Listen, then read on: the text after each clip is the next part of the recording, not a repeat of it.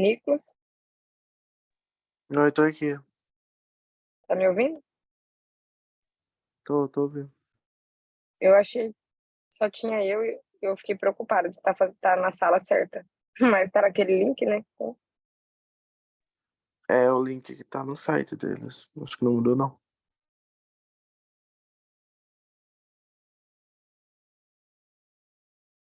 tá aparecendo aí?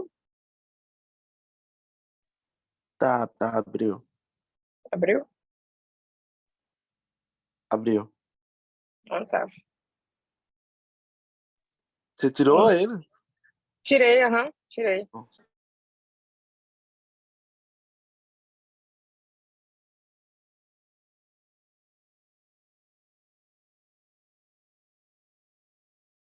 E tem duas ao mesmo tempo, né? É. Só que esse é primeiro, né? Uhum.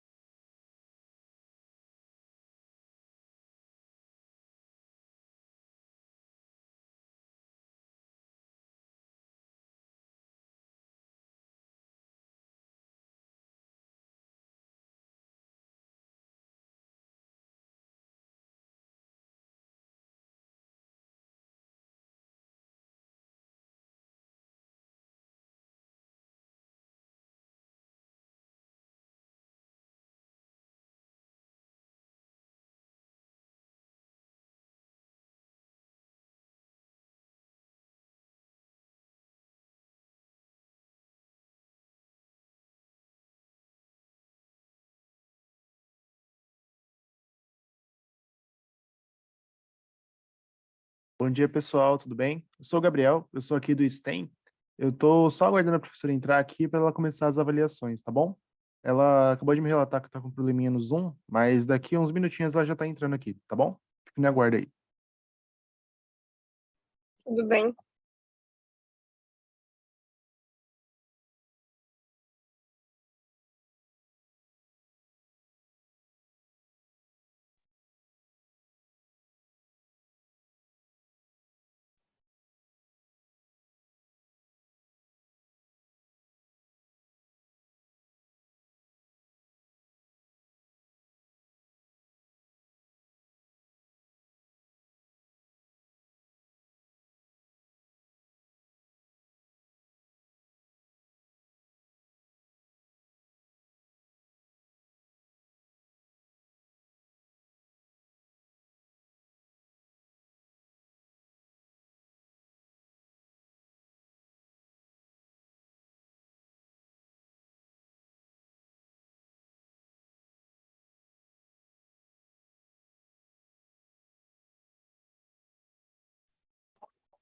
Bom dia, professora Ana Paula, tudo bem?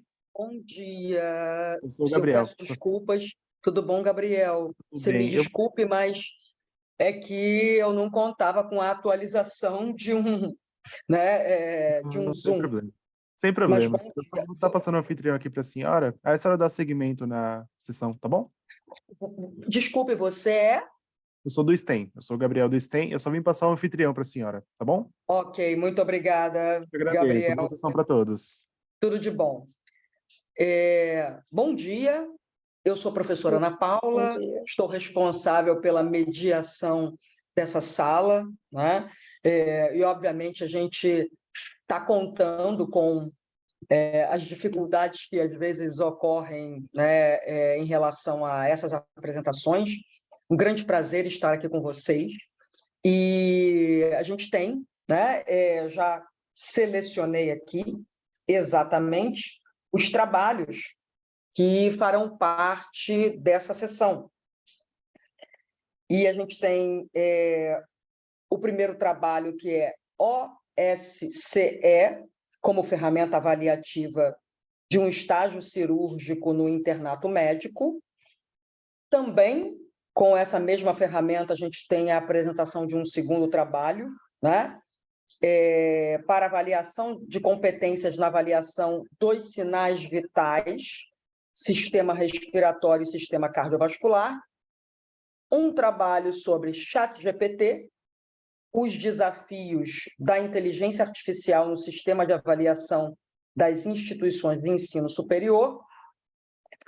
E o último trabalho, nessa sequência, formando professores para o feedback assertivo, experiências formativas entre docentes do curso de medicina. Eu sou docente do Centro Universitário de Volta Redonda e trabalho também com pesquisas desenvolvidas, né, em um mestrado profissional em ensino em ciências da saúde, e fico muito feliz de estar aqui com uma concentração de trabalhos que estão na linha de ciências da saúde também. Vocês gostariam ou poderiam se apresentar, por favor? Acho que seria interessante, brevemente, a gente aí, 30 segundos para cada um. Fiquem à vontade, por favor. E vamos, se puder, seguir essa sequência que a gente já iniciou, eu super agradeço.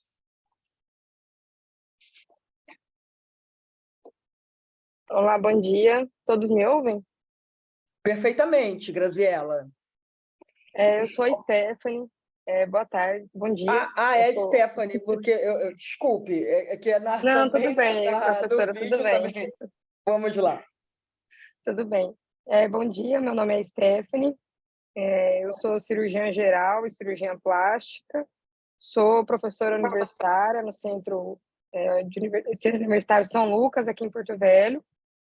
E vim apresentar aí o meu trabalho sobre o OSCE, na avaliação de internato médico para os alunos que rodam aí no rodízio de cirurgia, de clínica cirúrgica. Muito obrigada, Stephanie. E foi muito interessante eu conhecer um pouco esse OSCE, né, quando a gente tem acesso a esses trabalhos. Na sequência, que também é um trabalho sobre OSCE, né? Bom dia, Ana Quem seria? Paula. Sou eu, Bom sou o dia. Luciano. Oi, Bom dia, Luciano. colegas. Bom dia, Grazi, minha parceira aqui, a Grazi. Professora Ana Paula, eu sou Luciano, eu sou professor na Faculdade de Medicina de Itajubá, localizada aí no extremo sul do estado de Minas, perto de Campos do Jordão, etc. Eu falo Campos porque Campos do Jordão, acho que pelo menos alguém sabe onde fica. Eu sou o próximo e eu vou falar sobre o OSCE e vou falar aí como que as nossas experiências da aplicação do OSCE. Ok. Só para deixar claro para você, a Unifei, né? É Unifei, Isso, né? isso. Eu moro ao Tem um lado. grande... Eu moro. Em Itajubá, Eu moro ao lado mesmo. Quando eu da sou Unifei. vizinho. Isso, sou Ah, vizinho. tá. Tem aquele bairro BPS. Sim, sim. É nesse bairro BPS onde mora a elite de Itajubá, universitária, né? Não, mora mais estudantes do que elite. Eu estive na universidade, na Unifei, em novembro, para um congresso, né? Não, nem um congresso, um colóquio, porque eu tenho um grande amigo que trabalha lá, que é o Paulo César Nunes Júnior, e nós estudamos na Unicamp juntos. Realmente, a Unifei é uma referência, é uma universidade muito importante no campo das pesquisas, né? Claro que muito mais nas áreas duras, né, a gente pode dizer, do que a gente pensar em ciências sociais e humanas. Mas um grande prazer receber Prazer todo você, meu. Luciano. Prazer todo meu. Próximo participante, por favor.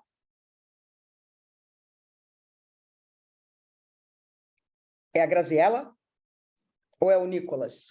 A Ana abriu o microfone. Ok, Graziela, tá ok. Mas posso me apresentar, né? Já que estou aí com a câmera aberta. Um Por beijo, favor. Lu, que saudade de você, Luciano. Eu sou Graziela, sou coordenadora do NAPED, que é o Núcleo de Apoio Pedagógico e Experiência Docente, do UNIDEP, que é uma unidade que fica no sul do Brasil, Pato Branco, no Paraná, e é então, né, mantida aqui pela AF. Eu vim dar um suporte a um professor nosso que é membro do NAPED, membro médico do NAPED, que é o professor Maicon, que vai apresentar um trabalho que nós fizemos juntos, mas meu nome não pôde ir pelo limite aí das autorias e coautorias, que é um pouquinho um trabalho que nós fizemos de formação sobre os feedbacks, né, no ambulatório. Então, ele ainda não entrou, ele está atendendo, daqui a pouquinho ele entra, então eu vim fazer uma retaguarda aqui para ele e prestigiar os demais colegas. Ok, Graziela, muito obrigada. Então, nós temos agora o Nicolas, certo? Que será a apresentação do último trabalho, formando professores. É isso, Nicolas? Não, doutora, eu sou coautor junto a Stephanie, eu só vim como ouvinte. Ok. Então, por favor, eu acho que a gente pode seguir a ordem, né? Do primeiro trabalho, que é OSCE, ou OSCE, né? Como ferramenta avaliativa de um estágio cirúrgico no internato médico, e é da Stephanie. É isso, Stephanie? Isso, vou compartilhar a tela com vocês. Ok. Só me explique uma coisa, por favor. A gente está operando com qual tempo? 8 minutos, 10 se eu não me engano. Oi? 8 minutos foi o que me 8 passaram. minutos. Ok, entre 8 e 10 minutos, acho que a gente também não tem essa rigidez tão. Por Tão favor, severa. fique à vontade, Stephanie. Muito obrigada. Obrigada, professora. Bom dia novamente. Me identificando novamente, eu sou a professora Stephanie George Norato de Azevedo. Sou cirurgiã geral e cirurgiã plástica, preceptora aí na Faculdade de São Lucas, na cadeira de internato médico aí com os meninos. Trouxe o meu trabalho, OSCE, como ferramenta avaliativa de um estágio cirúrgico no internato médico, trabalho que foi aí realizado em conjunto com os alunos Bárbara Barbosa Pires, Nicolas Pereira de Brito, Liana Miranda Pereira e Beatriz Azevedo Ribeira. Então, o OSCE, né, ele é um método de avaliação de estudantes da área da saúde, criado em 1975 pela Universidade de Dundee, mas só foi implantado no Brasil em 2014, buscando testar o aluno em tarefas específicas e avaliando seu conhecimento, habilidade e senso crítico. A realização do OSCE como uma metodologia ativa tem mostrado relevante, pois estimula a participação ativa do aluno, do discente, permitindo que ele use suas dimensões sensoriais, afetivas e motoras para a resolução de um problema, sendo assim o protagonista do seu processo de aprendizagem. O OSCE também beneficia, pois permite uma aproximação com os alunos e sua necessidade, possibilitando aos professores detectar as dificuldades que os discentes possam ter no processo de aprendizado, assim também como promover uma melhor assistência. Esse estudo tem como objetivo relatar a execução do OSCE como um método de avaliação no estágio curricular e atenção ambulatorial e hospitalar em clínica cirúrgica do curso de medicina, bem como discutir a efetividade desse tipo de avaliação no processo de aprendizagem discente. Foi feito um relato de experiência de aplicação como OSCE como uma ferramenta avaliativa de estágio cirúrgico no regime de internado. Os participantes foram os internos do curso de medicina e os professores cirurgiões, avaliadores e ministrantes das aulas, e a dinâmica é a execução do OSCE com a duração de uma semana, na qual os primeiros 4 dias são compostos de abordagem teórico-prática, então fica fazendo aí teoria e simulação prática com os alunos, dos temas que serão avaliados no dia do OSCE, e no último dia, então, ocorre o OSCE propriamente dito. No dia do OSCE, é realizada uma simulação realística com casos clínicos reais, em que o aluno precisa fazer o seu atendimento de acordo com os protocolos estudados durante a semana. De uma maneira geral, os alunos devem fazer uma abordagem inicial, solicitar os exames necessários, prescrever o paciente, dar o diagnóstico correto e realizar tratamento do caso clínico sorteado. Cada discente, só um minuto, professora, cada discente tem aí 5 minutos para realizar a prova prática com os alunos. Os anos iniciais do curso de medicina têm pouca vivência prática com os pacientes, né? E que pode acarretar em falhas no processo de aprendizagem de habilidades de comunicação social e interpessoal de ensino, visto que, para ser um bom médico, é necessário, além de conhecimento específico e clínico. Nessa perspectiva, então, muitas escolas médicas introduzem o OSCE para examinar as habilidades de comunicação e melhorar de maneira significativa a relação do médico com o paciente. Na experiência vista, os acadêmicos, a cada realização de OSCE, conseguem aprimorar essas habilidades. Ao final da realização de cada grupo avaliado, o professor dá um feedback geral de quais competências e habilidades precisavam ser ajustadas pelos discentes para uma melhor conduta nos ambientes práticos, além de específicos para cada dificuldade enfrentada pelos alunos. E também enfatizar quais competências e habilidades foram abordadas para que todos tivessem acesso aos roteiros técnicos utilizados. Esses aqui são alguns exemplos de checklists que a gente utiliza com os alunos. Então, tem aqui o checklist de pancreatite, esses checklists são disponibilizados para os alunos, e também tem o checklist de caso clínico de hemotórax, então abordando aí um trauma torácico na emergência. Dessa forma, então, a gente consegue concluir que o OSCE é uma forma de avaliação de rendimento significativamente positivo, tanto para os discentes quanto para os docentes, e essa metodologia instiga o aluno a se tornar independente durante as tomadas de decisões, no que tange a anamnese, exame físico, requisição de exames e também conduta médica. E, além disso, é possível que o professor opte por abordar o que julga ser mais essencial para a formação do acadêmico, a formação acadêmica aí de um futuro profissional da saúde.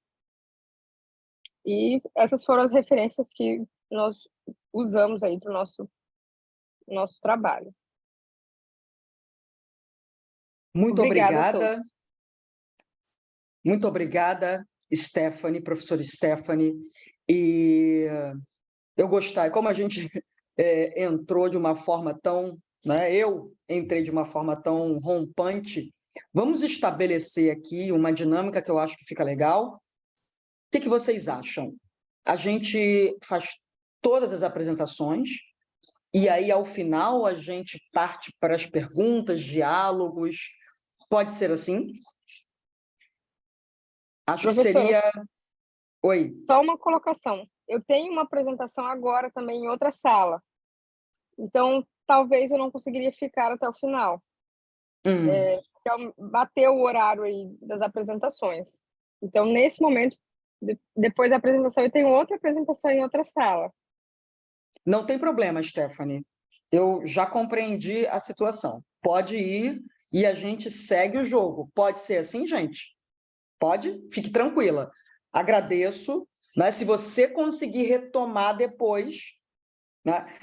Aí já é uma questão da dinâmica do próprio evento, né? Mas fique Sim, sim. tranquila, tá tudo certo. Excelente apresentação.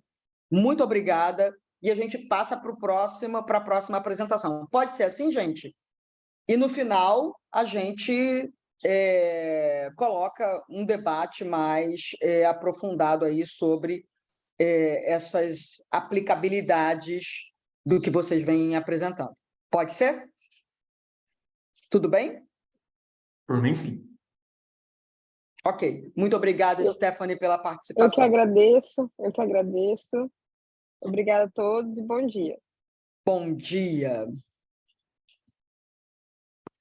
Então, agora a gente vai para mais um trabalho de OSCE, né, que é o Objective Structured Clinical Examination.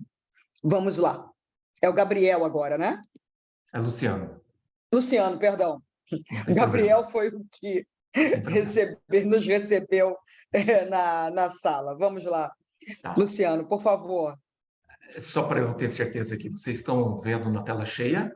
Perfeitamente, Luciano. Ah, perfeito. É que eu trabalho com mais de uma, que às vezes escapa.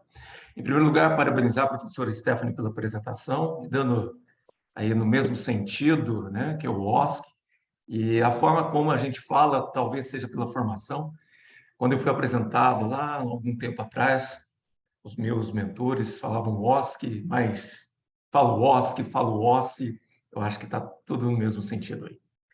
Novamente, eu sou Luciano Vitorino, sou professor aqui na Faculdade de Medicina de Itajubá. Eu, com os demais colegas aqui, né, na apresentação, nós vamos apresentar o nosso relato de experiência. Nós preferimos colocar aí a avaliação de sistema vital, sinais vitais, sistema respiratório e sistema cardiovascular, mas, de forma geral, a gente vai falar qual é a nossa percepção da experiência da aplicação aí do OSCE no exame físico. Então, vamos lá. Eu planejei a apresentação aí de acordo com todos os tópicos do resumo, introdução, vou falar brevemente a introdução, o objetivo, a metodologia, resultados da discussão e as conclusões que nós tivemos.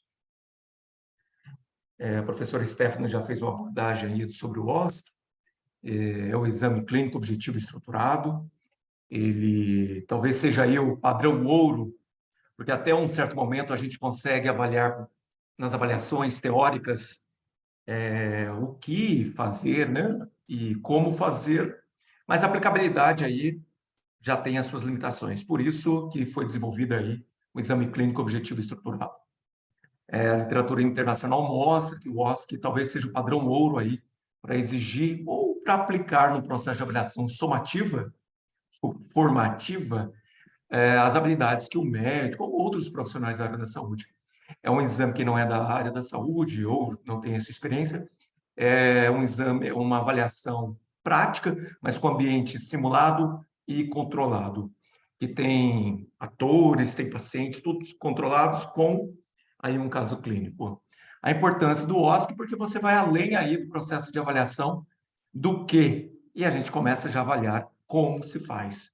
E na área médica, na área de ciência e saúde, nós temos que já partir para esse nível de evidência. Como fazer. Em algumas situações, como a professora colocou, tem que fazer de forma rápida, em situações de emergência ou cirurgias, enfim. Então, essa é uma pequena introdução. O objetivo nosso, que eu tenho aqui, mas vou falar nosso, que é nós, professores, é relatar a experiência de nós, professores, no uso aí do OSCE, ao final do semestre, porque é por período. Então, nós temos uma semana aí de avaliações, e uma delas é o OSCE, com os estudantes de primeiro e segundo períodos de medicina. Nós realizamos isso no semestre passado, com o primeiro e segundo períodos. No primeiro período nós tínhamos 34 alunos, e o segundo período com 32 períodos. Isso facilita para nós, que é uma turma pequena, nós com 4 professores, a gente consegue aí planejar bem, até para não sobrecarregar, porque uma das limitações, um dos desafios do OSC é o tempo. E nós elaboramos 3 etapas, né, caso 3 estações, de sinais vitais. Talvez seja aí o grande desafio para o aluno de medicina no início de curso. Exame físico, sistema respiratório. Exame físico, assim, como avalia. Sistema cardiovascular também. Elaboramos as etapas, porque tem que ser tudo controlado. Todos os professores, todos os envolvidos têm que estar sabendo aí de todas as etapas. Elaboração das estações, dos casos clínicos e do checklist. Isso é um ponto importante, que o checklist também tem que estar aí de forma bem... Todos têm que estar envolvidos, porque senão cada um pode fazer a sua interpretação. Cada um, que eu quero dizer, o avaliador, o professor. Nós, no segundo momento, orientações aos alunos. Todos têm que estar cientes de todas as etapas, de tudo, todo o processo, até para diminuir aí anseios, ansiedades, medos, etc. Terceiro momento, confinamento dos alunos, porque eles devem ficar confinados no local, para até não saber qual é o caso, quais são os casos clínicos que serão. Então, nós confinamos, resgatamos aí todos os celulares, etc. Eles já sabem disso. Quarto momento, participação dos alunos no OSC. Quinto, nas 3 estações, são diferentes, ok? Então, entra numa, vai para outra, e depois fica confinado novamente. E esse também é um desafio para a gente aqui. Quinto momento, feedback, que é a hora que nós vamos passar aí quais foram os pontos positivos e o que poderia ser melhorado, bom, aí, de acordo com os nossos objetivos de habilidades e competências. O que nós temos aí da nossa interpretação, nós aí como professores, né? Comportamentos antes do OSC, a gente viu muitos nervosismo, desafios, medo, ansiedade. Isso é nacional, a literatura internacional mostra isso, é nacional, e a gente presenciou isso. Durante, parece que antes é muito mais difícil que durante. De forma geral, foi bem eficaz, eles se desenvolveram muito bem. E após, até no debriefing, no feedback, aí nesse processo aí pós, a grande maioria aprovou aí o OSC, sensação de dever cumprido, satisfação e aprovação aí de todo o processo. E a gente aí, nós, professores, né, nossa percepção, a gente foi unânime. E foi o OSC, essa aplicação aí do OSC foi dinâmico, interativo, motivador, o qual possibilitou o desenvolvimento e avaliação prática de algumas habilidades, que provas teóricas não conseguem. E a gente sabe que a DCN, como a professora falou anteriormente, DCN de 2014 já incentiva essa aplicabilidade, já tem altas evidências científicas falando isso, do quanto isso é positivo para o aluno. E uma série de competências aí que a gente consegue avaliar, além de apenas a memorização, no caso teórico. Pois bem, pessoal, isso é nossa experiência aqui na FEMIT. Obrigado, professora Ana, e obrigado aos demais. Professor Luciano, eu que agradeço, né, a bela apresentação que você fez, e só quero fazer uma observação. Em slide, o menos é sempre mais. Eu gostei muito do roteiro que você apresentou, e isso coloca a gente numa sequência lógica, né, que você optou, e também a apropriação do seu conhecimento. Muito obrigada. Professor. Obrigado. Eu farei as outras observações no final, conforme nós combinamos. Vamos lá. Agora a gente tem... Quem é o próximo na sequência, gente? Desculpe, eu não estou dominando o nome de todos, né? Eu só tenho realmente a sequência dos trabalhos. Quem é a Roberta agora?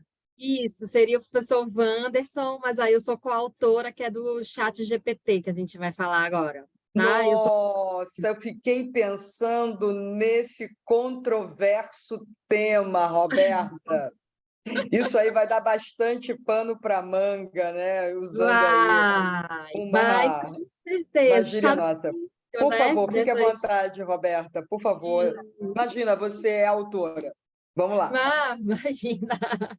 A gente vai estar aí nesse início desse desafio, né? Então, quando a gente ainda faz pesquisa sobre o chat GPT, é muito pouca coisa, né, que se tem. Então, agora que está começando realmente essas produções, né? E principalmente, eu acredito que é a nossa reflexão do impacto que essa ferramenta vai ter, não só na área da educação, né, mas em todas as áreas, né? Porque como toda grande tecnologia que chega, ela tem aí os seus desafios, ela tem, né, a gente necessita fazer essa reflexão e principalmente fazer com que essa ferramenta ela possa estar ao nosso lado e não contra a gente, né? Se a gente botar na cabeça que a gente tem que ir contra ela, a gente, né, vai estar aí numa luta muito desigual, né, em relação a essas ferramentas.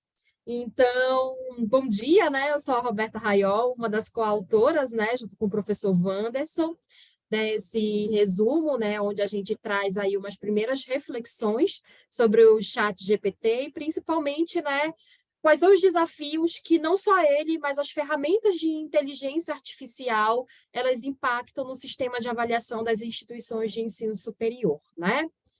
Então, a gente consegue, né, observar que é um pilar hoje em dia da nossa sociedade, né, a questão do avanço tecnológico. Então, cada vez mais a gente busca as tecnologias para poder estar aí preenchendo lacunas da nossa sociedade, lacunas de serviço, acelerar processos, né, que a gente entra realmente naquela rotina de que tempo é dinheiro, tempo é serviço, e a gente tem que cada vez mais melhorar esses processos, né? Então, a gente sabe que os avanços tecnológicos eles têm trazido aí inúmeros benefícios para a sociedade. E isso, né, reflete também na área educacional, onde a gente utiliza muitas dessas tecnologias digitais para melhorar os processos cognitivos, melhorar o processo ensino-aprendizagem, engajar os nossos alunos, nos aproximar dessa geração, que é uma geração tecnológica, que é uma geração do muita informação em pouco tempo e muito visual, né? E uma dessas tecnologias atualmente que chama a nossa atenção é a do chat GPT, que é um modelo de linguagem natural para responder aí, né, diversas perguntas. Então, é como se você estivesse ali realmente sentando com um colega, fazendo perguntas para ele e ele te dando ali a visão acerca de uma determinada temática, de um determinado assunto, né? Então, o ChatGPT, como uma inteligência artificial, ele apresenta aí um banco rico de informações, contanto, como qualquer tecnologia, se o seu uso ele for indevido, né, ele pode representar aí grandes desafios para a profissão, né, e principalmente para as educações, né, para as instituições de ensino superior, né?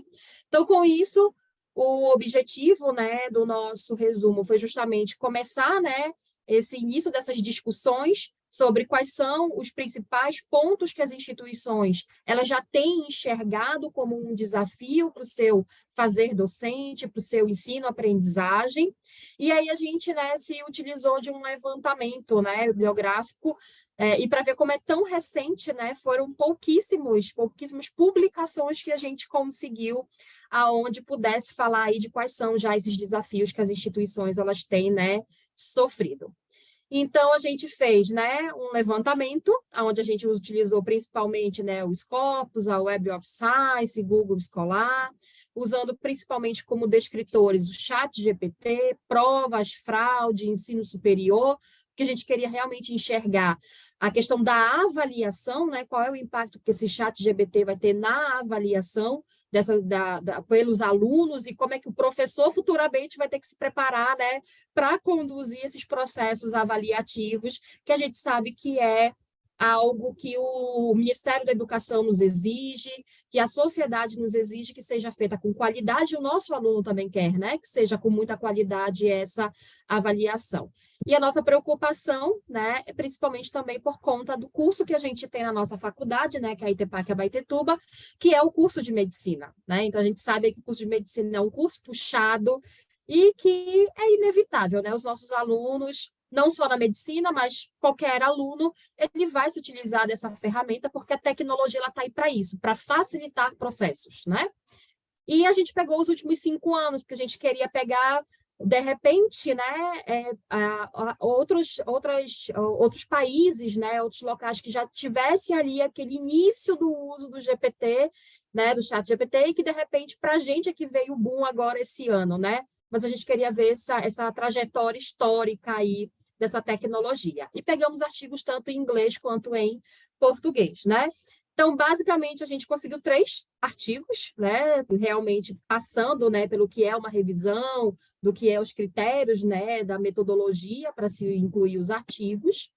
E aí, o que a gente verificou nesses 3? Que eles indicam já o uso indevido do chat GPT, né? Então, realmente foram identificadas as fraudes, né, durante as avaliações, aonde estudantes se utilizavam do chat GPT para poder construir respostas para as provas, principalmente, né, na discursiva, né, em questões que exigem aí a escrita do aluno, a construção de um raciocínio lógico, né?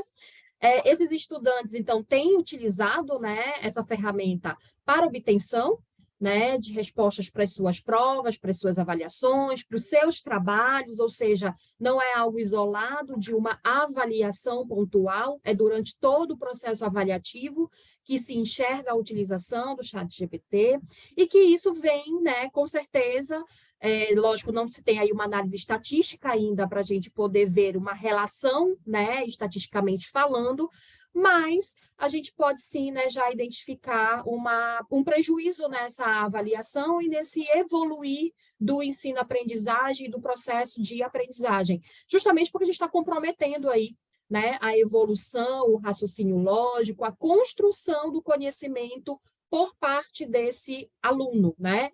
E por que isso? Justamente porque a resposta vem pronta. Então, esse aluno, ele não vai raciocinar, ele não vai pensar, ele não vai criticar se aquela ferramenta realmente está construindo uma resposta correta, positiva para o que ele está ali, né, para o problema que está sendo apresentado para ele. E por que isso? É o desafio de qualquer ferramenta tecnológica. Como o chat GPT, você precisa escrever lá o que você quer. Se você não sabe construir isso, ele pode te dar o quê? Respostas falsas ou respostas, então, que não vão estar totalmente alinhadas com o problema ou com a situação que está se pretendendo responder naquele momento. Porque é da inteligência artificial. Ela vai te responder o que você está perguntando. Se você não sabe construir bem essa pergunta, né? Então, a gente vai ter falhas nesse processo. Além disso, a gente fala do impacto, que é o quê? Da avaliação injusta e desigual. Porque a gente sabe que numa sala, não são todos os alunos que conseguem ter uma habilidade com a inteligência artificial como outros, né? Então, você acaba aí tornando a avaliação uma ferramenta que, se a gente discutir pedagogicamente, né, muitas vezes ela já é injusta e ela já é desigual, né? Porque a gente bota ali uma avaliação, um tipo de prova para vários perfis de aprendizagem, para vários perfis de comportamentos. Então, isso já é uma discussão antiga, né, que a gente tem na área pedagógica, que é essa questão da avaliação.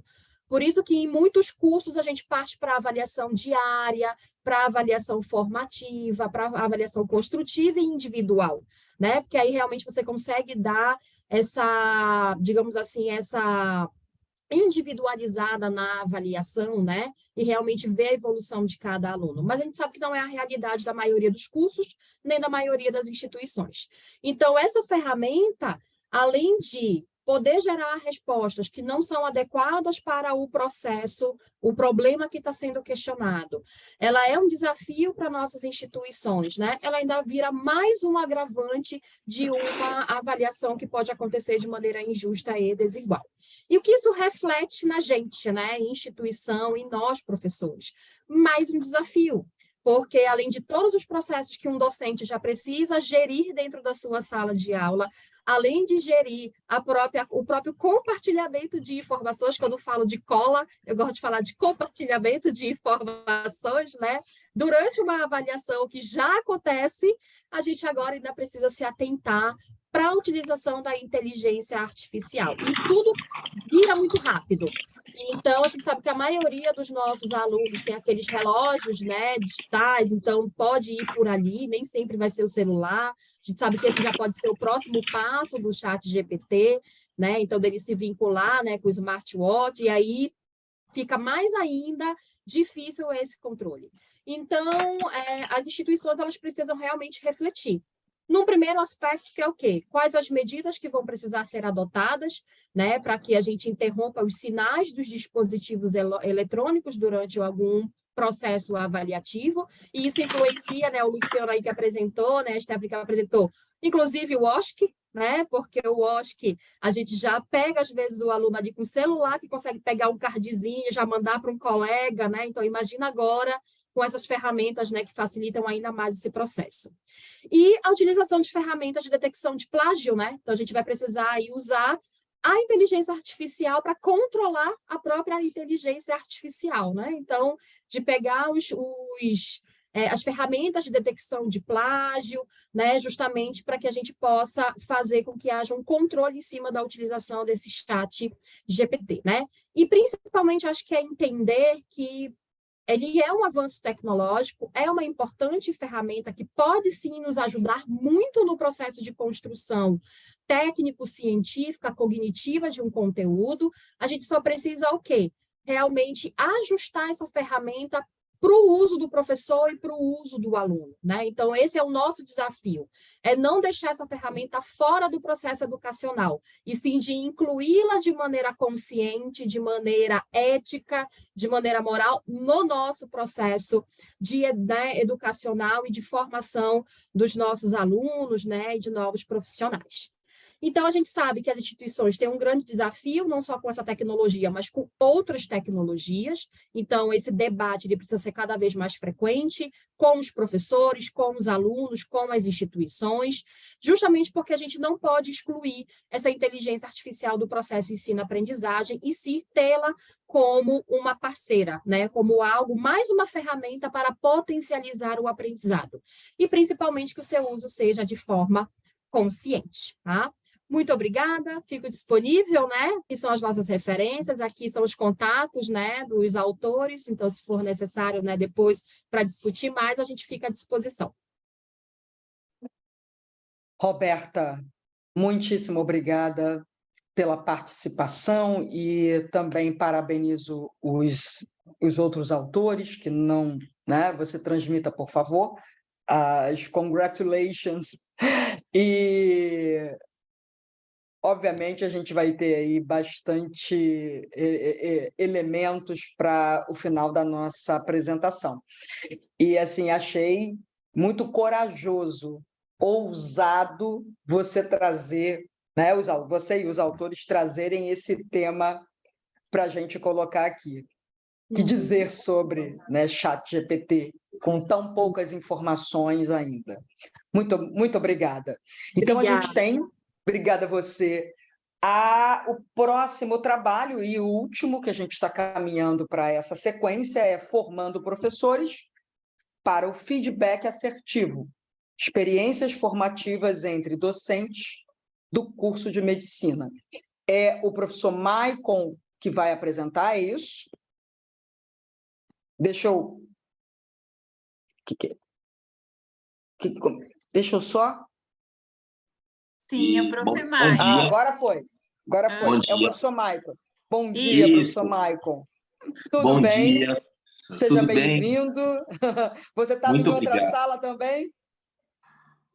Eu Você tô, estava- eu tô no consultório aqui, que a gente conseguiu Não, porque... estar Entendi. presente aqui. A professora Grazi vai me ajudar, que ela é a Claro. nossa companheira do Claro. NAPED aqui de Pato Branco. Nós estamos aqui em Pato Branco. Mas é um prazer estar falando com vocês. Agradeço muito a possibilidade, o aceite, né, dessa prática que nós tivemos aqui na faculdade. Só me apresentar rapidamente, né? Eu há 5 anos estou na faculdade de medicina, mas eu trabalhei já em Curitiba antes de eu vir para Pato Branco. Faz 25 anos que eu sou médico e sou reumatologista, né? E trabalho então agora no ambulatório da faculdade. E esse tema é um tema bem interessante que a gente utiliza até inconscientemente, né, nas nossos diálogos com os alunos, né? E eu acho que essas técnicas, elas são muito importantes para que a gente possa cada vez melhorar mais como professor, né? E que muitos médicos ainda não têm e precisam ter, né? Então, é uma situação que eu acho que é de se compartilhar, e por isso que a gente acabou escrevendo, né, esse trabalho. A professora Grazi é uma pessoa extremamente excepcional, assim, no trabalho dela, ali, ajudando muito a gente, né, no núcleo de apoio. Eu também estou tentando cada vez participar mais, e a gente vai aprendendo juntos. Então, a ideia, vou já falando um pouquinho, era de tentar passar para os professores de que forma que a gente pode utilizar desse recurso, né, de dar um retorno para, no caso, para o aluno de medicina, mas para outras áreas também, que ele possa aproveitar, né, desse diálogo e aprender e construir, né, novos conhecimentos através disso. E aí a gente teve esses 3 etapas, eu diria, né, que a gente vai passar, do treinamento que nós tentamos fazer junto aos professores. Então, aqui estou eu e a colega Grazi, né, começando a ter o planejamento desse período que foi ano passado, que a gente fez, né?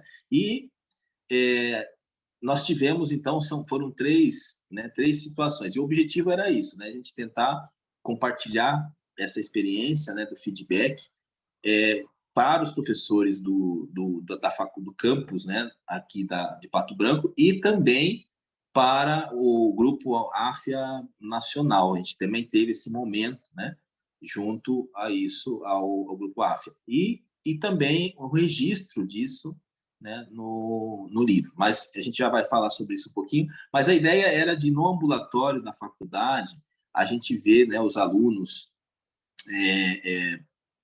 conversando com o paciente, né? E assim, muitas vezes a gente vê essa necessidade, né? Tanto da empatia desse aluno com o paciente, e também a forma de orientação, de como ele se comporta, né? As decisões de tratamento. Então, isso é uma coisa que a gente precisa ter a sutilidade, né? De poder depois passar o que de repente esses ajustes são importantes. E então é uma característica, a gente até durante o curso, né, nessa primeira etapa foi a Semana de Desenvolvimento Docente, foi na metade do ano passado, em julho, a gente já até citou alguns exemplos, né, de situações na prática, e que foi bastante interessante, assim, não só para os professores do curso de medicina, mas também para algumas outras áreas, né? Então, a gente teve nessa ocasião, na primeira atividade, que foram 15 professores de vários cursos, né? E aí a gente acabou ficando 1 hora e meia conversando sobre isso e falando um pouquinho sobre algumas formas de a gente tentar dar esse retorno, né? Esse feedback, como o próprio nome diz, para os alunos da melhor forma possível. Então, foram algumas técnicas que a gente acabou passando, né? O segundo momento, pode passar, Grazi, por gentileza, foi essa formação junto à rede AFIA, né, em que a gente teve bastante, foram realmente ali uma quantidade bastante grande de participantes, foram quase 100, né? Então, também foi um segundo momento em que a gente conseguiu até aprimorar um pouquinho, né, a experiência ali do primeiro momento, que foi em julho, e aí a gente acabou passando, né, para essa outra discussão, que foi bem legal, bem produtiva no meu ponto de vista, e que a gente acabou, então, fazendo, né, esse reforço do feedback, né? Tá? E, por último, que eu acho que também é legal, eu até deixo registrado isso, foi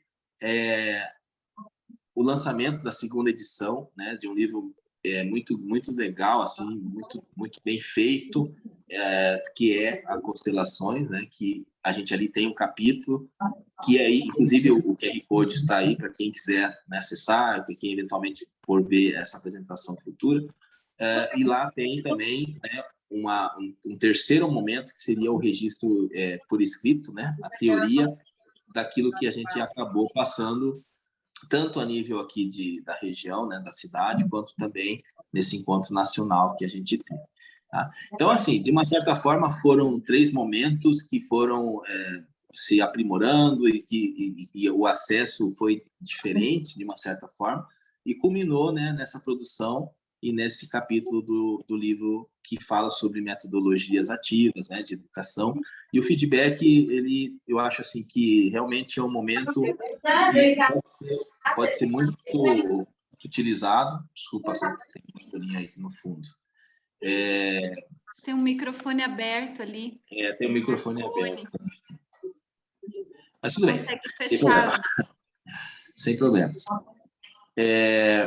Mas acho que, assim, resumindo, é isso, sabe? Professora Ana, professor Luciano, Graziela, a gente, ali no livro, talvez ali tenha ali algumas informações um pouco mais, né, mais descritivas, mas eu acho que, assim, vale a gente reforçar que esse tipo, né, de forma de aprendizado do aluno, ele é muito útil e assim, tem muitos alunos eles têm uma mudança muito grande, né, na sua conduta, no seu comportamento, mais do que no livro ou de uma forma por escrita, né? Eu acho que tem algumas situações que o feedback ele traz de uma forma muito melhor, né, a mudança. É difícil você passar as experiências que você tem, né, para um aluno, por exemplo, né, no ambulatório, né, ali consultando com o paciente, que você não vai ter no livro, né? Então, eu acho que é um momento de construção, às vezes até de conduta, né, desse aluno, além de você poder orientar o que ele pode melhorar em termos de aprendizado técnico, mas, principalmente, eu acho que como essência de um profissional que está ali naquele momento, né, tratando uma pessoa, né? Então, eu acho que isso precisa ser reforçado cada vez mais, né? Então, resumindo e concluindo, eu acho que é uma técnica a ser divulgada mais do que ainda, né, nós temos e que tem um resultado, uma produtividade muito grande, mais do que a gente às vezes imagina. E na prática, a gente percebe isso, né? Vendo um aluno no começo e um aluno no final, depois que você consegue construir. E eles buscam isso, né? Eles buscam, inclusive, mostrar a evolução que eles tiveram. Isso tem um trabalho que a gente se baseou, foi de Goiânia, se eu não me engano, né? Professora Grazi, se eu não me engano, que era sobre o que os alunos esperam do feedback, né?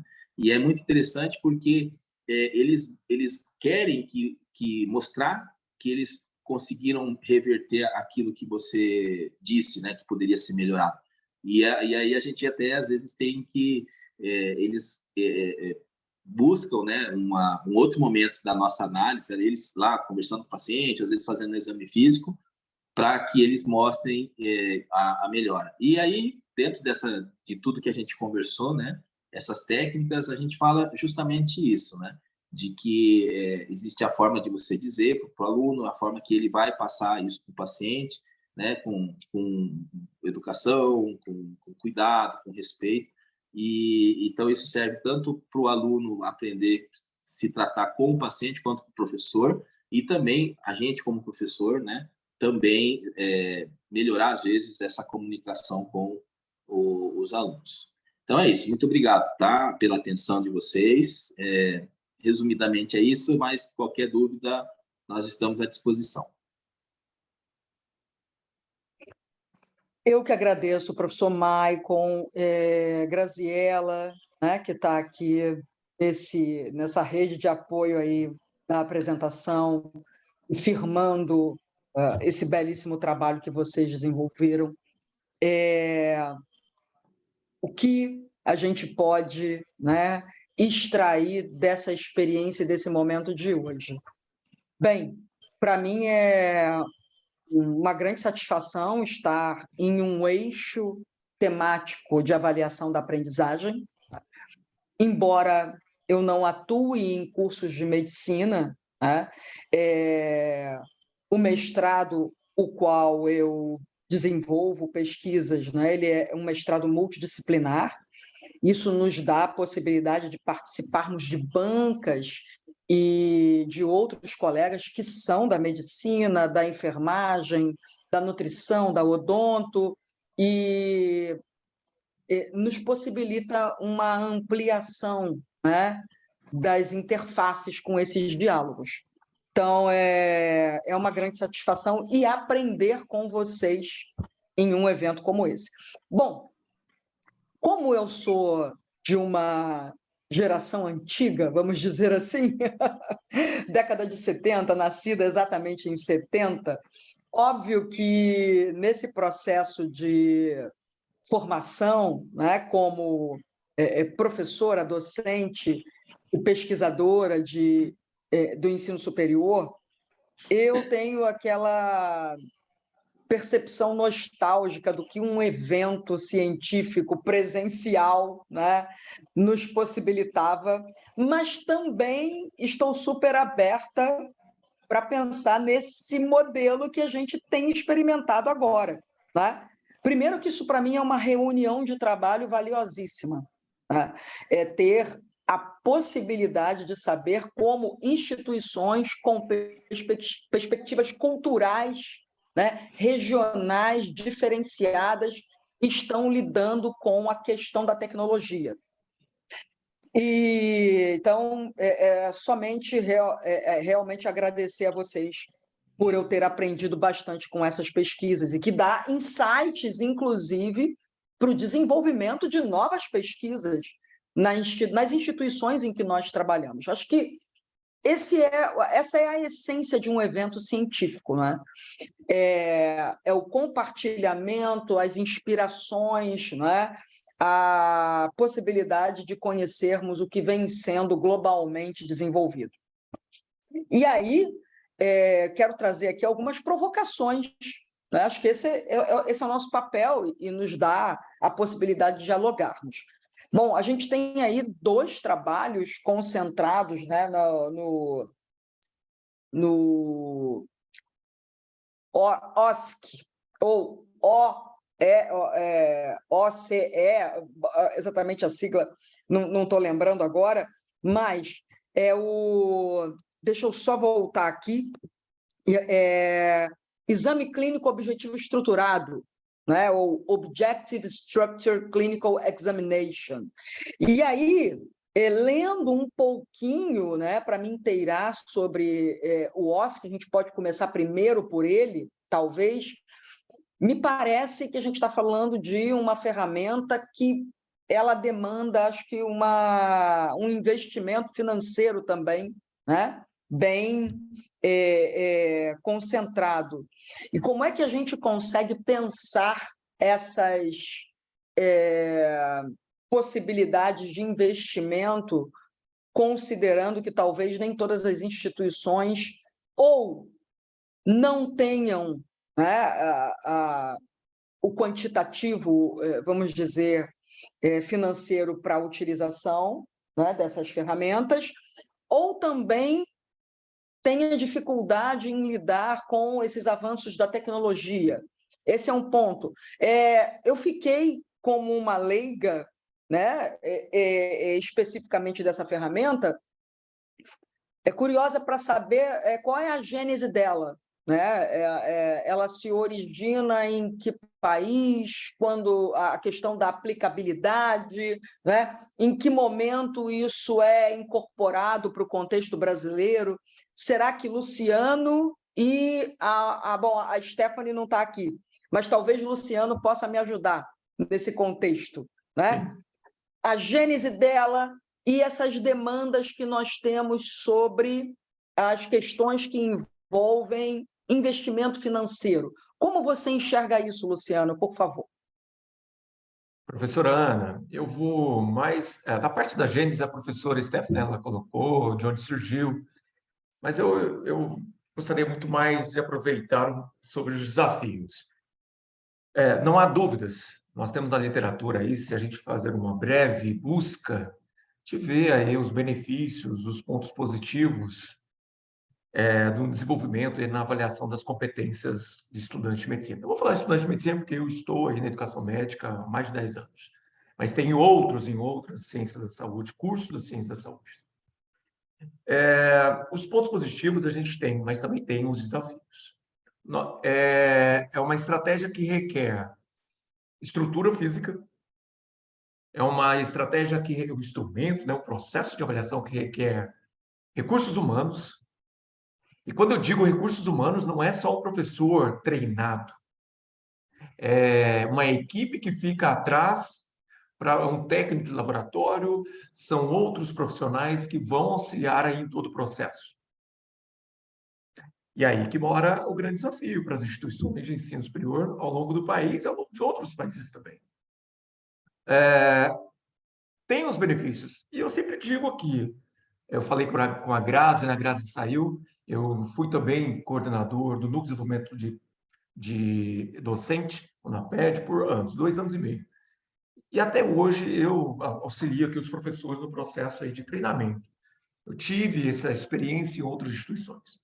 Durante meu pós-doutorado, eu fiquei aí na Universidade Federal de Juiz de Fora, lá no curso de medicina, e que um departamento, não é a instituição todo, tinha aí aplicabilidade, departamento de geriatria, a aplicabilidade aí do OSC. Então, eu vivi aí por anos esse processo. E é um dia que fecha tudo, porque requer tempo, requer recursos humanos, financeiros, treinamentos, uma equipe bem sincronizada. Então, professora, eu estou mostrando aí os desafios, mas que tem também as suas evidências quando muito bem feito. Nós temos aí na literatura alguns OSCs até adaptados. Tem o OSC online. Recentemente, uma carta ao editor da Medical Teacher colocou aí os desafios e os cuidados que tem que ter com o OSC online, que começou a virar aí uma moda no bom sentido, tá bom, pessoal? Tudo online. Aí, que bom que diminuiu. É isso, professor, que eu posso te dizer aí da minha experiência. Estou à disposição aí. Bom, primeiro eu peço desculpas porque deixei passar, né, a primeira apresentação, com tantas informações que a gente vai recebendo da coordenação do evento e etc., deixei passar a questão, né, do surgimento do OSC na apresentação da professora Stephanie. E a gente está vivendo uma dinâmica muito complexa. Você veja, a professora Stephanie teve que sair para um outro, né, uma outra apresentação, e a gente perde um pouco a qualidade disso agora na confluência, né, desses diálogos que a gente pode colocar. Uma última pergunta, não sei se o professor Michael também tem essa experiência, né, do OSC, etc., mas fiquei pensando também na diferenciação, professor Michael, da utilização do OSC no contexto da universidade privada e da universidade pública, né? Quando eu falo da questão financeira, a diferença, qual seria a diferença disso? Porque, veja, a gente sabe o quanto universidades públicas, né, elas têm possibilidades de participação de editais e a permanência desse professor, considerando dedicação exclusiva em uma instituição, talvez muito maior do que num campo, né, numa esfera privada. E acho que isso também deve nos remeter, né, à aplicabilidade com mais eficiência e sucesso, talvez, do OSC. Será que eu estou enganada com isso? Você vê sentido? Professora, eu não tenho tanta experiência, eu diria assim, nesse setor, né, nesse segmento. Mas eu vejo assim um dilema muito grande, sim, né, dos professores em relação à permanência, né, numa instituição pública ou privada. Eu tive alguns colegas, né, médicos que acabaram mudando inicialmente da Federal, né, minha formação em Curitiba, lá na Universidade Federal, para a PUC, por exemplo, que é uma universidade, né, particular, por questões, né, de não só financeiras, mas diria assim, também de apoio pedagógico, de valor, de estrutura, né, para desenvolvimento docente. Então, só que depois de um tempo a gente viu também uma migração ao contrário, né, muitos que voltaram para a parte pública. Agora, o grande problema que eu vejo, além da questão do estímulo e do tempo, né, que a gente acaba tendo que dividir muitos profissionais na área médica, né, com a docência, é justamente essa situação do estímulo mesmo, né, do estímulo que a gente às vezes não tem, né, como, por exemplo, nós temos o núcleo NAPED, é um exemplo de que a gente precisa, né, esses professores eles precisam disso para poder desempenhar da melhor forma o papel, né, como professor, o docente, né? Então, nós não temos em muitas faculdades públicas, né, instituições, esse tipo de apoio pedagógico, né? Então, eu acho que é uma soma de situações. Eu não posso dizer exatamente de uma matéria, como foi a pergunta, mas assim, a minha percepção, né, e até independente de que ano do curso, as várias matérias, né, que nós temos, inclusive o próprio ambulatório, eu tenho uma função mais prática, né, que é o acompanhamento dos alunos no ambulatório. Mas eu vejo isso. Eu, por exemplo, acho que dentro do grupo onde a gente pertence agora, né, a Faculdade Pato Branco, que é o grupo AFIA, a gente tem, né, esse estímulo, né, de você desenvolver o conhecimento, né, no ensino, na pesquisa, enfim, né, todos esses âmbitos de extensão, mas também o apoio que é esse, né, do apoio pedagógico que muitos professores precisam, e eles não têm isso, a gente não tem essa formação, né, de professor. Então, eu acho que é muito louvável e é muito importante, né, fomentar esses grupos de ajuda, porque tem muitos profissionais, no caso da área de saúde também, que precisam ter um olhar diferente, né, e precisam se desenvolver no processo pedagógico. Muito obrigada, professor Michael. Eu queria só deixar algumas questões aqui para Roberta, ela está na sala, que apresentou o trabalho do ChatGPT? Não? Só temos nós, ficou só Luciano e professor Michael aqui. Nós três. Foi você que me mandou a mensagem, Michael, ou Luciano, do que você vai buscar seu filho, é isso? Não mandei, mas eu vou buscar. Mas eu posso aproveitar para falar brevemente? Rápido, por favor, tá? Por favor. Professor, principalmente a gente pensando aqui, né, que a gente tem uma polêmica sobre a carta aberta, última carta aberta colocada no dia 28, né, de março, sobre inteligência artificial, e a gente está falando dos grandes líderes que colocaram na ponta aí esse desafio para todos nós, né? Enfim, mas fica à vontade, Luciano, por favor. Não, um comentário. É um assunto polêmico, mas eu acredito que não devemos dar as costas para isso. Há 3 semanas atrás, eu submeti uma carta auditor para a revista Associação Médica Brasileira, foi aceita, só não foi publicada ainda. Vai ser publicado, eu estava verificando aqui, eu acho que nos próximos 15 dias.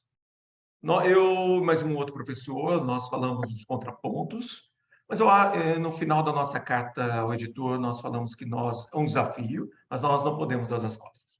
No mesmo sentido, nós escrevemos eu e esse professor, nós publicamos aí uma carta, já foi publicado, na Journal of Clinical Nursing, uma revista aí de prática clínica muito importante no cenário internacional, um fator de impacto alto, falando no mesmo sentido na educação, na enfermagem contemporânea. Eu sou enfermeiro de formação, mas eu sempre fui professor, pesquisador. Eu nunca tive o prazer de ser clínico, né, como na prática clínica, como enfermeiro. Naquela época, podia ser professor, já recém-formado, eu tive essa grande oportunidade e segui a carreira aí. E, recentemente, nós submetemos um artigo também tanto se fala sobre métodos ativos. Professor Michael aí, no NAPED, eu tive a formação do professor Michael lá em 2014, quando fiquei 2 anos em Alberta, Canadá. Eu conheci lá o berço mas eu não fui para isso, eu fui para outra, né? Minha área de pesquisa é outra, professor Maicon. Mas eu conheci o berço aí, que é o Canadá, dos métodos ativos. Não foi a Universidade de Alberta, mas foi McGill, mas eu tive lá porque foi muito próximo. Então, nós escrevemos também o que o chat pode auxiliar professores a começar a fazer as práticas de métodos de ensino-aprendizado ativos. E os que já sabem, e ainda tornar mais rápido. Então, o foco nosso muito no auxílio do professor, ao professor, de como que essas inteligências artificiais poderão aí utilizar. Sabemos dos desafios, sabemos do perigo, falamos, deixamos muito claro aí essa carta aberta, falamos dos contrapontos, mas, assim, nosso ponto de vista, tá? Eu, de um outro autor, professor aqui, especialista também em educação médica, e não podemos dar as costas e temos que aproveitar isso. Aproveitar essa grande oportunidade. Eu acho que muita coisa está por vir, eu acho que é só o começo. Nos assusta, me assusta também, mas eu acho que nós temos que treinar o nosso professor a utilizar. E como a professora também falou, eu só fiquei com dúvida, eu queria fazer pergunta para ela, porque o processo de avaliação você tem como, né, exceto trabalhos, você tem como controlar. Eu queria fazer essa pergunta para ela. Eu não tenho tanto receio, tá? A prova é fechada, você está ali com o aluno, é o meu ponto de vista, tá bom, professora Ana? Eu tenho assim, Imagina. eu queria fazer essa dúvida, essa pergunta para ela, né? Eu sei que trabalhos, eu sou pesquisador, eu fico atento aqui ao chat quanto a TCCs, enfim, Aham. fico muito atento. Mas eu fico pensando assim, mais provas, você confia no aluno, você faz a prova, você tem o OSCE, você tem outros, e durante de uma PG, que é uma estratégia pedagógica, metodológica, me perdoe, que nós temos na AFIA, não pode ter acesso a celular, computador. Laboratórios, você não pode ter acesso a celular, computador. Então, eu queria fazer essa pergunta, qual era o ponto de vista, mas, enfim. Então, é esse o meu ponto de vista em relação ao chat. Não sei o de vocês, eu peço perdão aí, porque eu vou ter que sair em 4 minutos. Mas é isso. Não, tudo bem, professor Luciano, e professor Maicon. Eu só peço a vocês um favor, né? Eu deixei aqui meu contato, já falei da minha instituição, a qual eu trabalho. Seria um enorme prazer convidá-los para fazer uma fala, por exemplo, no curso de mestrado, né? Com tantos profissionais da saúde. Aqui eu tenho um forms que eu preciso que depois vocês preencham, por favor, ok? Eu também não vou me estender mais. Eu quero parabenizar também o professor Maicon por ter mostrado que não só a aplicabilidade do trabalho dele, mas o registro disso, né, e a construção de um material didático-pedagógico a partir de um e-book, né, que ele coloca. Enfim, muito obrigada pela paciência de vocês também. Excelente evento, que o evento não terminou ainda, isso é apenas uma sala. E está aí meu contato para vocês. Muito obrigada, professores. Eu que agradeço. Professor Michael, queria parabenizar pelo feedback, é um assunto difícil, é um assunto porque é difícil de fazer, também de receber. É uma cultura nossa também de receber feedbacks. E a gente sabe o quanto que é importante, né, professor? O feedback, fazer e receber. Eu gosto muito de receber feedback dos meus alunos, porque aí eu consigo entender no que eu posso melhorar. Então, eu gosto muito das duas vias. Eu acho bacana, assim, porque é o que falta, assim mesmo, essa sensibilidade, muitas vezes, né? Eu acho que isso é uma questão que vai além do ensino, né? Uma questão eu diria assim, até de respeito, de educação, né? A forma de você conversar com outra pessoa, né? E poder tentar ajudá-la a mudar alguma conduta, algum hábito, é muito melindroso isso, né, professor Luciano, professora?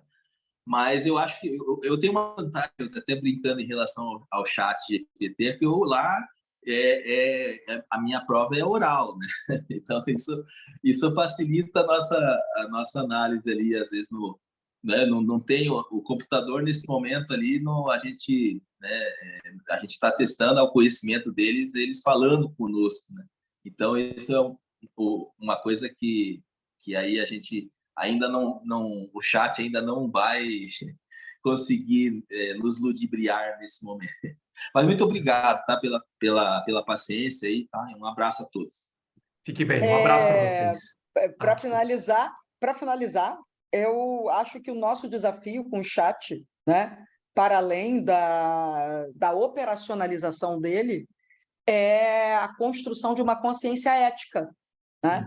E de que a gente consiga trazer para esse aluno reflexões sobre a necessidade de pensar senso crítico, né? E saber distinguir, né, o ser humano e a máquina como extensão desse ser humano. Eu acho que a gente pode pensar mais ou menos nesse caminho. Muito obrigada a vocês. Está aqui Prazer meus em conhecê-la, professora. agradecimentos. E professor Prazer Michael. foi meu. Nos visite, Prazer. mesmo que Vamos seja ter. virtualmente. Grande Tenhamos abraço, gente. Tenhamos Mandem contato. mensagem, mandem contato. Muito obrigada, parabéns a todos. Um abraço. Tudo de bom. Tchau, tchau. Obrigado. Tchau, tchau. Obrigada, tchau, tchau.